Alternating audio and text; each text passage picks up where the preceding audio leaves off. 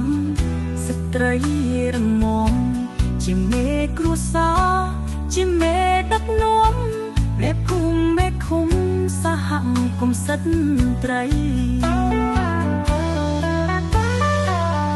មេស្រុកមេតូដូចចុះបាយហូរខ្មែរមានបាត់ធោដល់ល្អប្រពៃរកខែមីនាថ្ងៃទី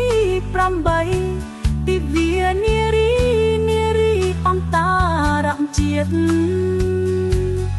កូនគ្រប់រូបគោរពអ្នកម្ដាយនៅចិត្តនៅឆ្ងាយចំណាយពេលឆ្លៀតថែអ្នកមានគុណមុនជួរៀបៀតថែកាយចិត្តទៀតមិនឃ្លាតអ្នកម៉ែ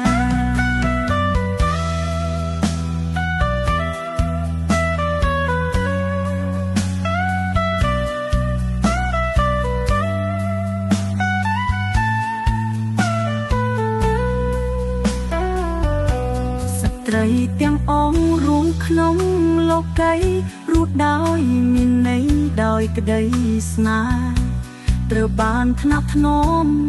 បំបីថែបុត្រធីតាខ្មែរថែបបោធជាតិ